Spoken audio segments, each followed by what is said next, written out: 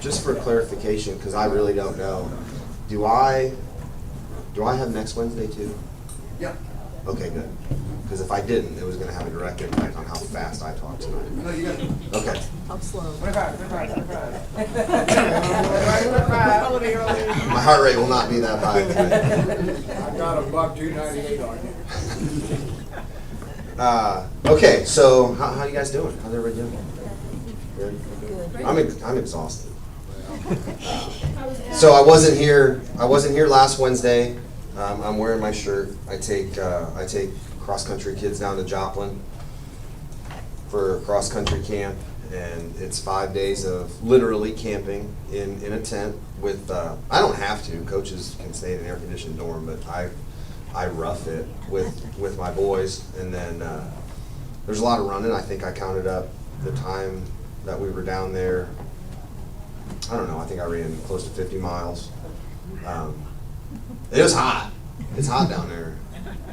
So, and then right back to work on Monday morning, laboring for a masonry company and mixing mortar and carrying heavy stuff. So, and then in the whole midst of it, I came down with a cold. I blamed that on my son who went to camp because he got sick at camp, and then he gave it to me because we were sleeping in the same tent, I suppose. Anyway, all right, I'm going to get going. One of the things I like to do, and if you guys have been here or if you've been watching online, one of the things I like to do as an educator is just review kind of what we've done, especially now because I wasn't here last week and we kind of had a couple weeks and then a week off, and then here we are again, and we'll finish up this week and next week. We're going over kind of how we got to where we are as like churches all around this country and the world, right? And it's funny because the first week that I was talking and teaching this class,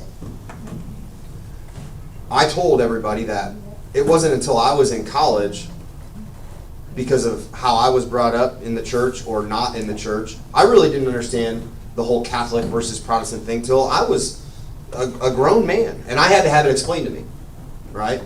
And no joke, yesterday I'm sitting with two other grown men, one of which I hadn't seen in a while, and we were kind of catching up. And we talked about kind of what was going on this week, and I said, well, I'm teaching a class at church on Wednesday. What are you teaching about? And I told him.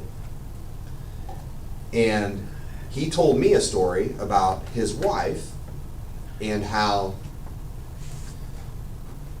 through her upbringing, it was all Protestant, Protestant, Protestant, almost like she had learned that Catholics were bad, right? And so it was just kind of funny that we had that conversation because we're talking about, again, just like me, people who are adults that don't know. And it's not like you have to be an expert, but just kind of know what we've been talking about, the general kind of big ideas and so on and so forth. And honestly, something that I teach in my classes at the high school, because my main course load at the high school is American government, right? There's like every year, and I have through all of the sections of American government class that I have, I got about 100 kids. And every single year, there's like one that actually looks forward to my class because it's American government. They have to take it, right? And I tell them that, like, listen, I get it. You guys have to be in here. You have to do standardized tests. American government's the tested area in Missouri high schools, social studies, and I tell them, like, I understand. Like, you guys aren't like, oh, yeah, I get to go to Coach Coniglio's government class. It's so awesome. Let's talk about Republicans and Democrats, or Democrats, Socialists of America, whatever. Right? But I tell them, listen, at the end of the day, you're going to get older. There's going to be conversations, and and we've all been in this situation, right? You're sitting there, you're listening to your friends talk, and you know you kind of have an idea what they're talking about. You really don't want to chime in, right? Because you don't want to sound what? You don't want to sound dumb, right? And I tell my high school kids that about American government, and in that same vein, it's kind of this stuff too, because especially church people that are attending church, whether you're a brand new person going to church or whether you've been a Christian for 50 years, I think there's some value. So one, you don't look dumb, and you can actually contribute positively and objectively to a conversation about this stuff, because at the end of the day, I'm a history teacher and I think history's cool.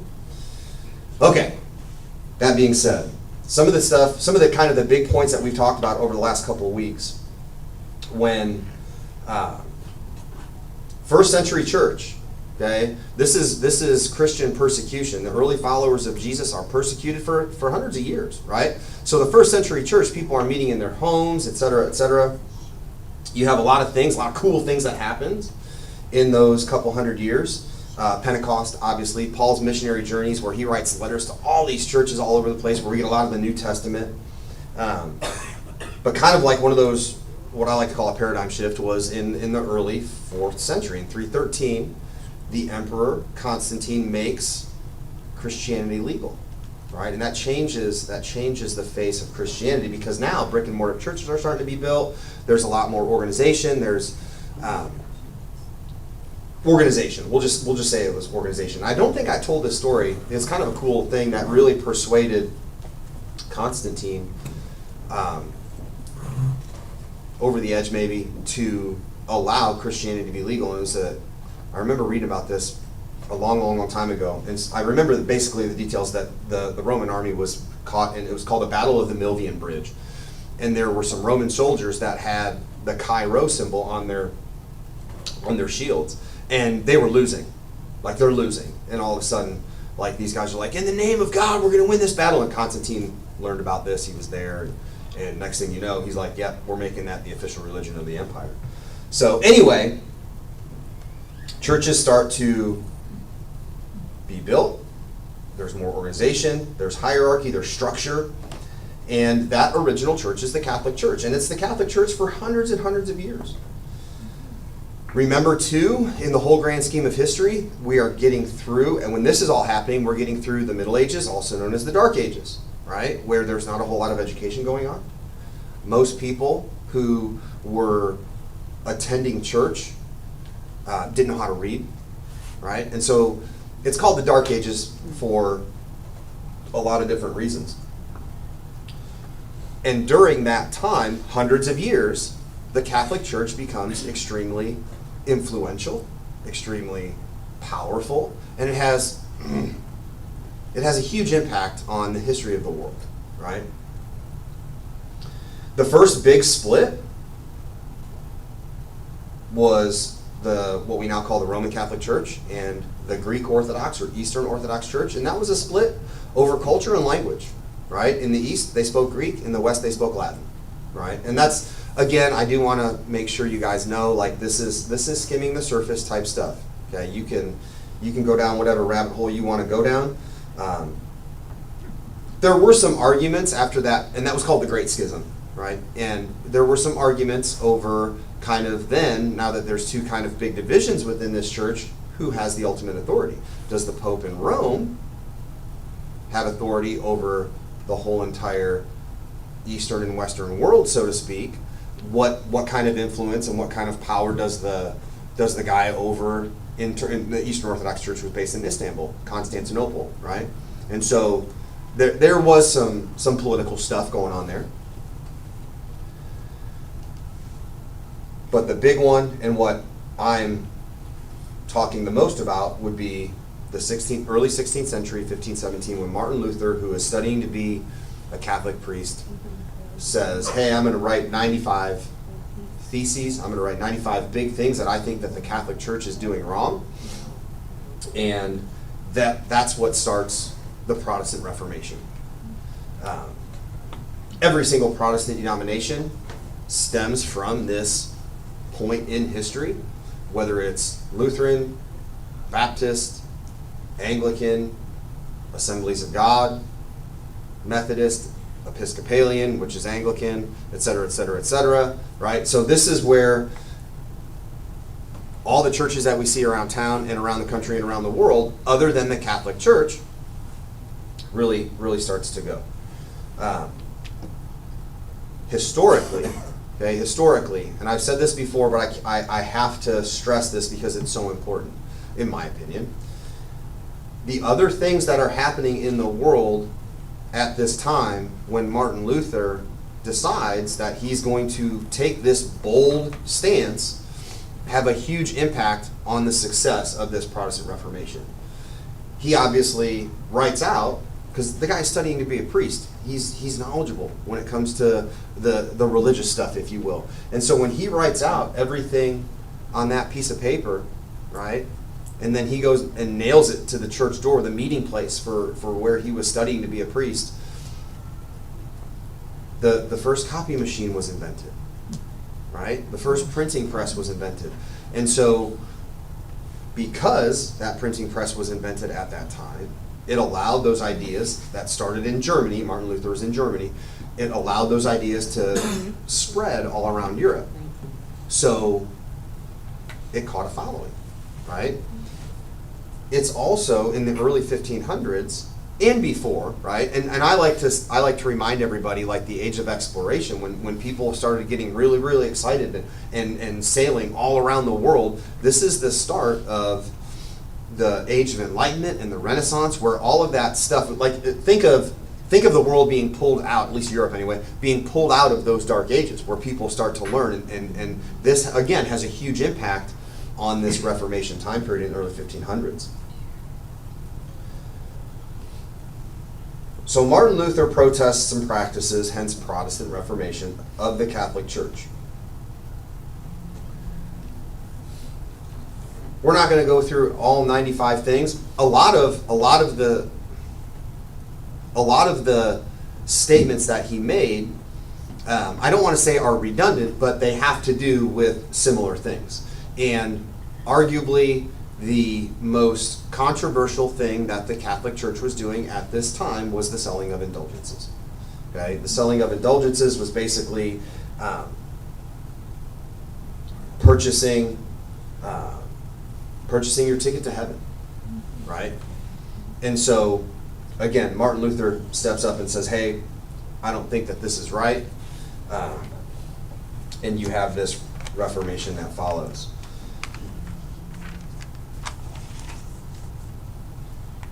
Something that we haven't talked about, and I haven't talked about, is what the Catholic Church did in response to the Protestant Reformation. And they launched what is called the Counter-Reformation. Okay? And I know I've said this before, but I feel like I should say it again just to make sure. You know, in no way, shape, or form am I trying to criticize any church denomination. In no way, shape, or form am I saying this church is better than that church. In my classroom, whether it's in the fellowship hall of Tabernacle of Praise or if it's in room 300 at the high school, I will teach historical fact, right? So please don't think that I'm trying to say one church is better than another. And I think I made a point of that the last time I was up here because I know in teaching this stuff before, I know that it can look can look bad for the Catholic Church. And I'll tell you right now, if you talk to somebody who works for the Catholic Church and you talk to them about this stuff, they'll say, yeah, we were doing some things that were questionable, right? So anyway, the Counter-Reformation we have not talked about yet. It's pretty interesting. Obviously, the name is self-evident. The Catholic Church sees a lot of people that are leaving. They're going to the Lutheran Church, right? So they launch a Counter-Reformation about 30 years after this Protestant Reformation starts, the 95 Theses, etc., etc. First and foremost, the Catholic Church says, okay, hey, we are going to stop selling indulgences, right? That's like a huge thing, like it's not biblical, and we're going to stop that. They ended the practice of simony. The practice of simony was basically buying and selling church offices. Like, hey, you want to be the what's the word I'm looking for? The bishop. Like, you want to be the bishop here, or bishop. Like, you could buy it, right? So they said, we're not going to do that anymore. We are going to preach that salvation comes through faith and good works, right? And this Counter-Reformation goes on for the better part of 100 years. If you know anything about the Counter-Reformation, There's a lot of history here. Okay? Did the Catholic Church kind of renounce some of the things that they were doing and say, hey, we're not going to do this anymore? Yes, but there's a lot more to it. Okay? There's a lot more to it. The Catholic Church during the Counter-Reformation did exert quite a bit of authority. Like they banned certain books. And there were wars all over Europe, all over the known world at the time, between people who wanted to be Protestant, and these were wars over land. Well, this is Protestant territory. No, it's Catholic territory.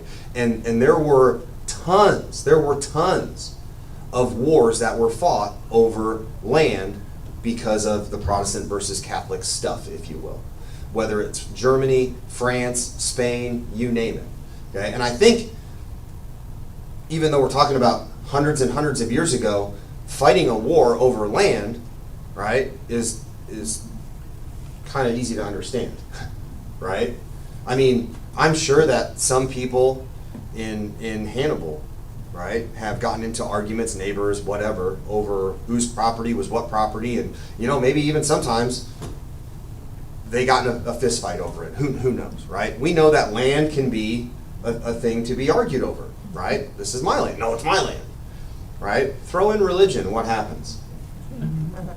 It's a holy war. Right? And if you need any kind of evidence of that, just look at the Middle East, look at Israel, look at, you guys know, right? So it's, in a sense, we know from contemporary issues and things that are going on right now, that's exactly what was going on. Different area, maybe not two different religions per se, but different denominations, if you will, right? And there were a lot of people that died, right? And we can even, I'm not even gonna start because I'll go on for way too long, but you guys probably know about the Crusades that were, obviously that was Christians and Muslims and Holy Land stuff, right? And that was during the Dark Ages and Middle Ages, whatever, but fighting wars over land and when you throw in religion, you guys know how intense and how crazy that stuff can get. So that's easy to understand. Index Librorum Prohibitorum, the index of prohibited books that the Catholic Church during the Counter-Reformation made a list and said, these books cannot be, if you're Catholic, you cannot even look at these things, right? So what kind of books did they ban? Obviously, anything that had to do with any Protestant reformers. So obviously Martin Luther in Germany, anything that he was writing. We mentioned last time, a couple weeks ago, we mentioned John Calvin, right? And Calvinism. So any of these like Protestant Reformation kind of like scholarly type people, all of their writings, all of their information was banned by the Catholic Church. If you were a member of the Catholic Church, you could not look at that stuff. Another one, some of you guys may have heard of, it was Ulrich Zwingli. He was kind of, I don't want to make this comparison, for kind of like what Martin Luther was in Germany, what John Calvin was in France. This Zwingli fellow, he was the Protestant reformer and leader in Switzerland. What other books were banned? Any other translation of the Bible that was outside of Latin, right?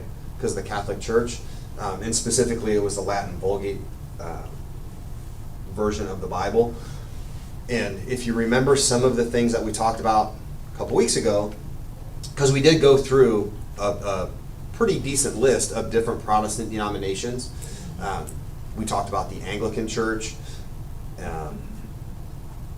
We talked about all kinds of different denominations, and some of those churches started to basically produce different translations and things like that. And also translations, don't overthink too, just different languages as well, right? So even if it was any kind of language that was outside of Latin, you were not allowed. The Counter-Reformation also was involved in the arenas of science and politics. Okay?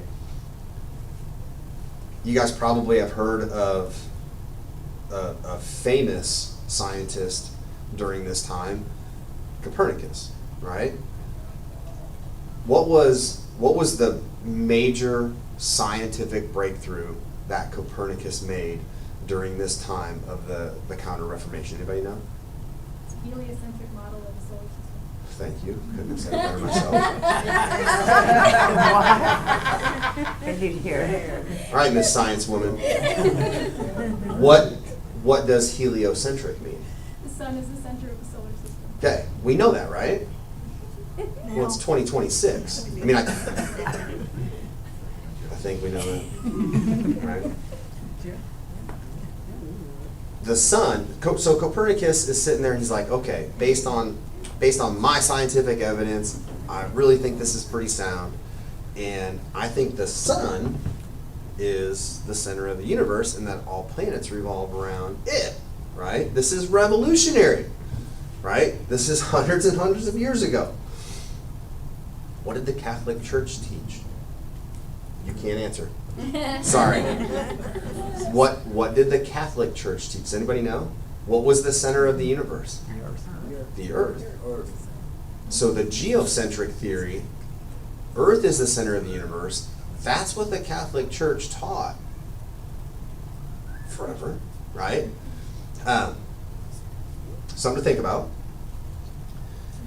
And it wasn't just the Catholic Church, right? It was kind of like the Accepted science. default accepted science of the time. Like, and why would people, right? Why would human beings think that Earth was the center of the universe? Because it don't move. Because it doesn't move. We're selfish. We're the best. Like, everything revolves around us. You guys have heard that, right? So here comes Copernicus, and he's like, yeah, I don't think that's right. And so he presents his evidence. He presents his teachings, right? What did the Catholic Church do? Tried to shut it down. Yeah, sir, no. They put him on house arrest. They didn't have ankle monitors back then. But they put him on house arrest. Anybody know how long the sentence was? The rest of his life. So that's kind of like harsh, right? What did they threaten him with?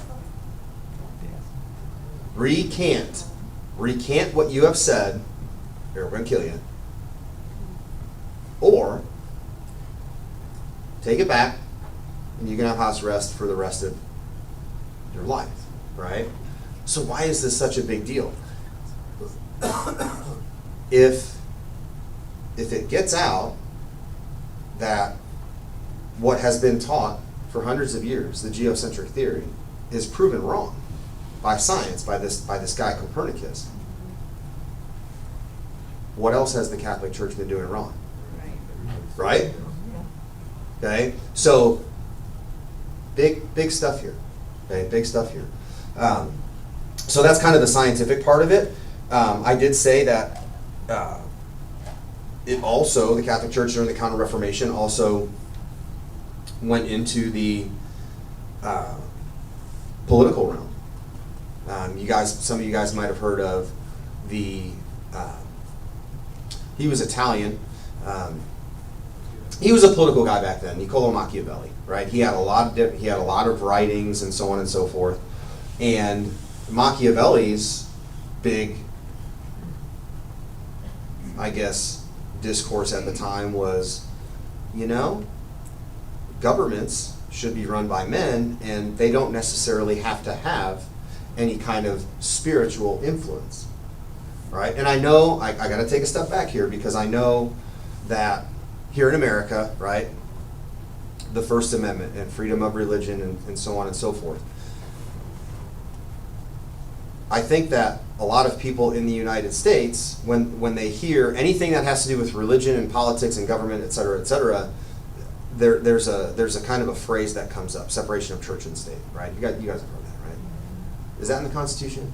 No. No. It was something that some of the framers were talking about, and it was passed through a letter. and it stuck, right? Remember what I said a couple weeks ago. No matter what time period in history it is, whether it's the founding of this nation, whether it's 313 when Constantine makes Christianity the official religion of the Roman Empire, or anywhere in between, before or after, people are people. There's always been hot-headed people. There's always been people who avoid confrontation at all times. There's always been academic people and smart people, nerds, what I call them, right? I'm a nerd. There's always been really talented people when it comes to athletics, and some people who they just can't walk and chew gum. And I remember one time, I'm not going to say the kid's name, he's a good kid, but he's a wrestler. He was state champion wrestler, and one time over winter vacation, when we're sitting there in the gym having wrestling practice, let's go play basketball. It'd be funny, watch a bunch of wrestlers play some basketball. And this kid, he couldn't dribble the basketball and move his feet at the same time, fell down around the floor. So, it doesn't matter what time period in history it was, is, or will ever be, people are always people, right? Obviously, when we do go back in time, during the time that we're talking about, with the church being so powerful, it had an influence in politics, right? It's the Catholic world. So what happens if the Pope issues a decree, something that the whole entire Christian world is supposed to follow, and you live in France or England or the Netherlands or wherever there's a monarchy and the king issues something or the queen issues something and they contradict, who do you listen to? We got some problems, don't we? Right? So that whole church and state, don't think that it's like something new in America. This has been going on since the dawn of time, right? And so when Machiavelli comes out during the Counter-Reformation and he says, I don't think that God should really have that much of an influence in politics. I think that government should be run by people, and they don't necessarily have to have any kind of religious influence, right? So the Catholic Church obviously addressed that with the Counter-Reformation as well. Obviously, they argued the counterpoint to that. Understand that, again, some of this stuff, most of this stuff, we're just kind of scratching the surface, right? And for example, like this Machiavelli character, he was, a 16th century, 17th century guy who had all kinds of ideas about government. No different, well, a lot different than some of our framers that had all these ideas about government, right? Whether you talk about the English philosophers, you talk about the American philosophers of government, whatever, blah, blah, blah, blah, blah. Machiavelli was an example that I used because he was a contemporary of this time period. Machiavelli also said things like, when you're in a position of power, it is better to be feared than loved. Right? So, anyway, that's about time for tonight. I do always want to give up the last few minutes. Any questions, any comments, any concerns? What do we want to talk about? Because I want to learn from you guys too. If you got anything to add. So was the Catholic Church the first, organized church in a building? Yeah. That's what I thought, but I just want to make sure. Yep.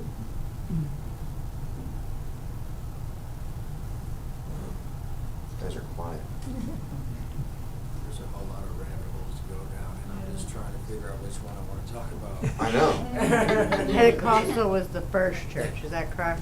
The Catholic Church, as far as structure, organized buildings, et cetera, et cetera, et cetera. But yes, when you're talking about the first century, you're making a reference, I think, to the day of Pentecost. Okay. in the year 30. Okay. When the Holy Spirit descended,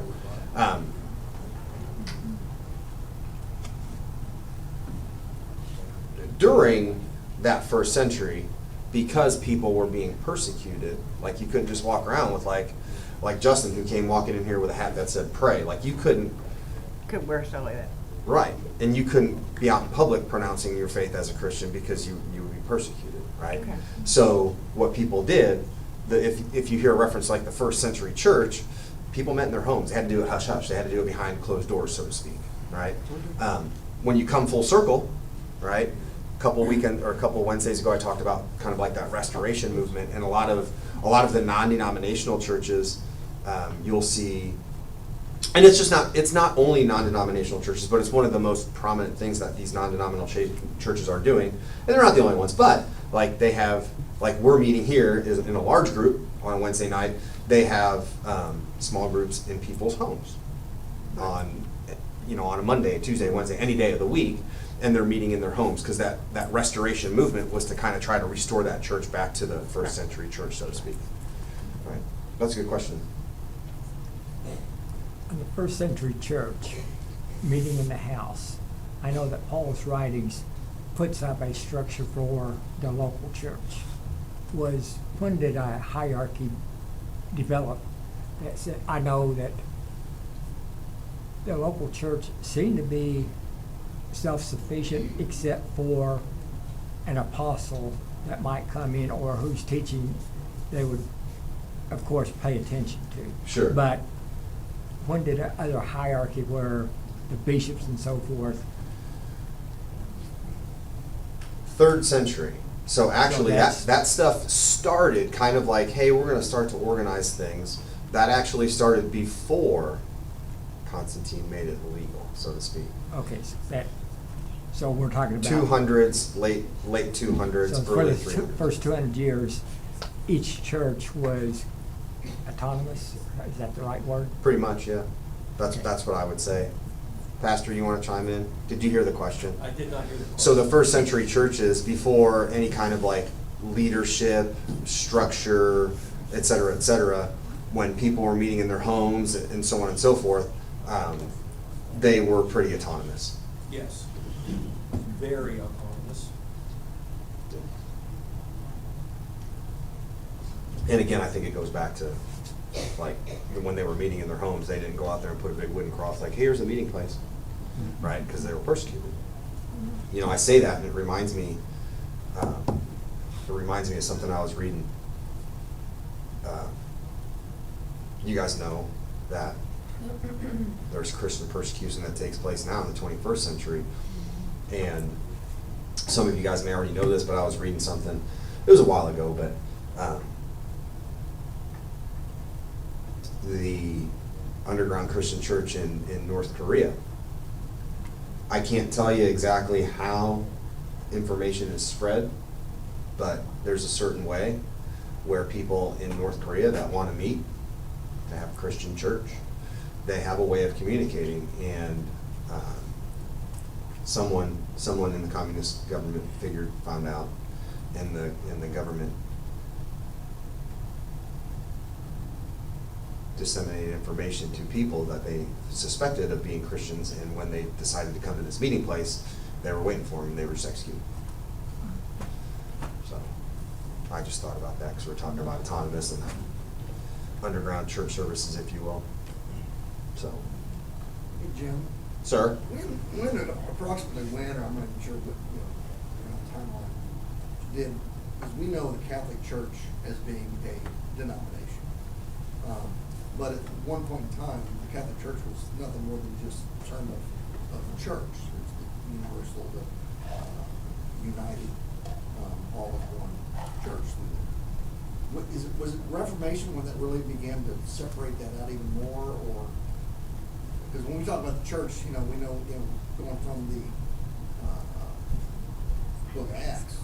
Right. But still, the church there, at some point in time, took that name on. So you're asking, like, when did they start being called the Catholic Church? Yeah. Was it Nicene Creed? Is it the Nicene Creed? That's ended. Yeah. I believe, but I mean, to answer the question as far as around the Reformation type stuff, yes, I would say. But then I can't remember when exactly the Nicene Creed was. It was in the 300s. 315, I think. 315. It wasn't long. It wasn't long after Constantine declared Christianity legal. Yeah.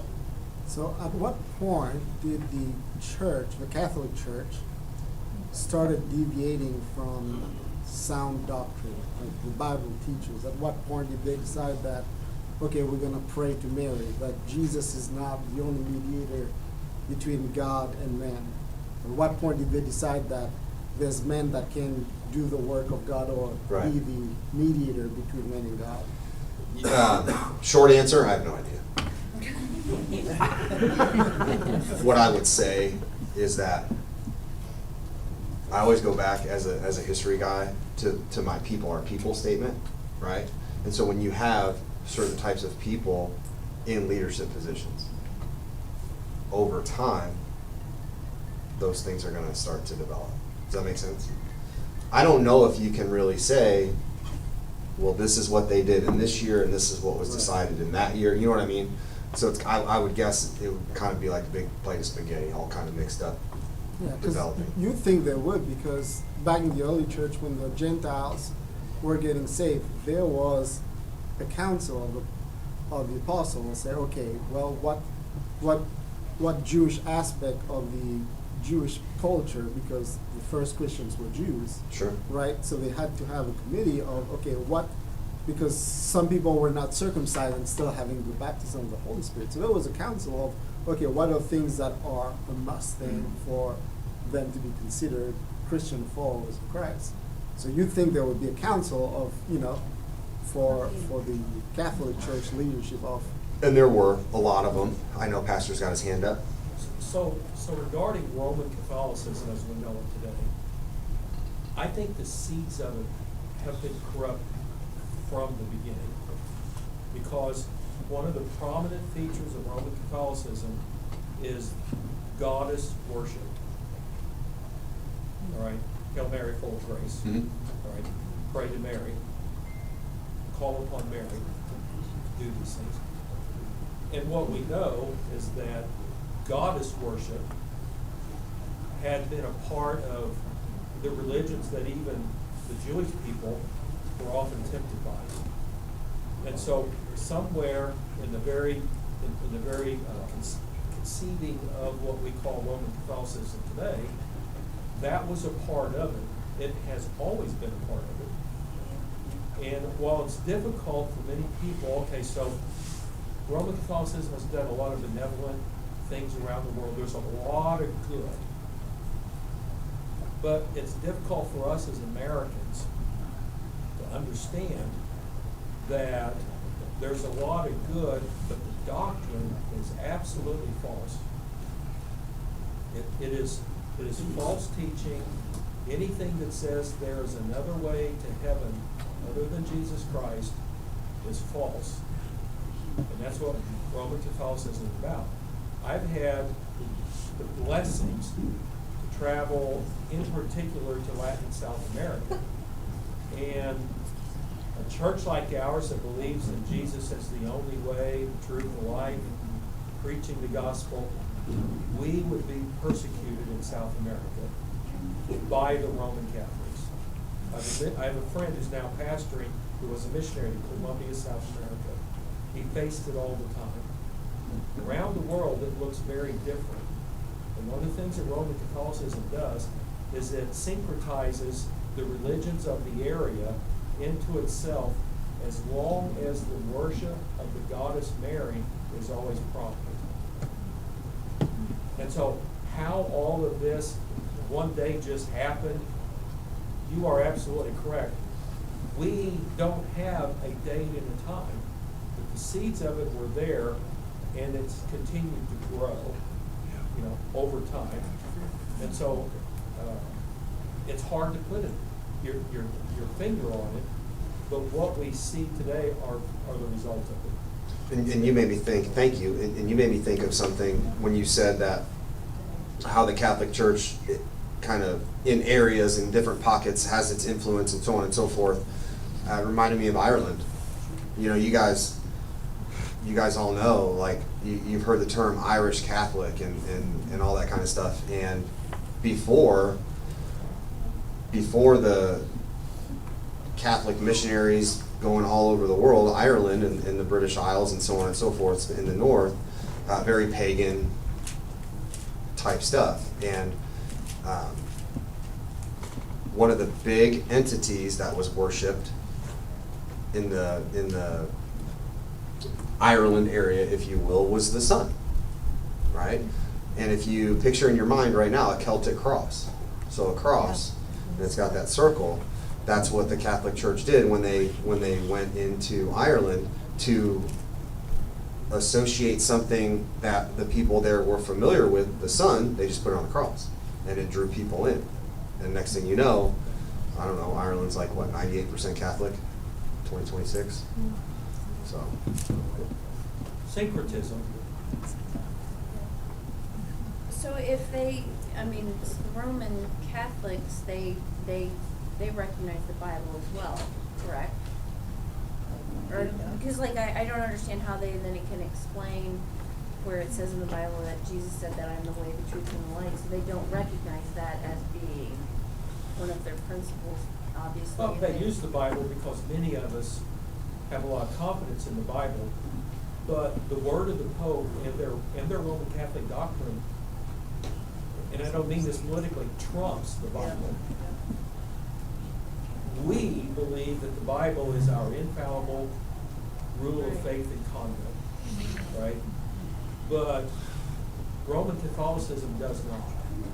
Don't they have added books like the Apocryphals and Oh, yes. Novice Rock? Yes. Yes. Would that be like the Pharisees? They have more books in Yeah, they include the Apocrypha, Yeah. that is, you know, a whole other set of books. Rock. But you know, they have a very intricately developed system of doctrines. A Catholic priest is a highly educated individual. I mean, he's basically doctoral level educated, right? And steeped in their theology. Now, granted, I've known Catholics who were saved, but I think a lot of it has to do with the fact that they don't fully comprehend what it is that is around them. Would you say that's somewhat accurate, Jim? Yeah, I would agree.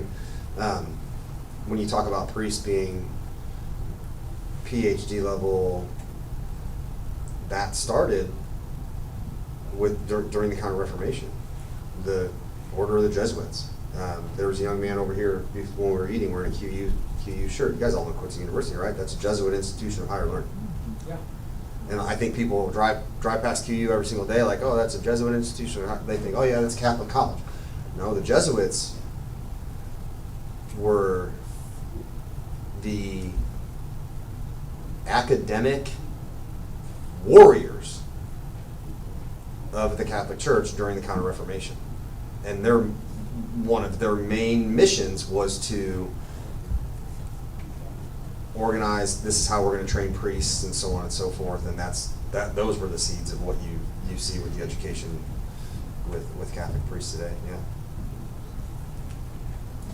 You're right, man. Rabbit holes. There's like Yeah, I 8 got a million. bunch still going on, but I just my rabbit holes never stop. I'm going to pray us out.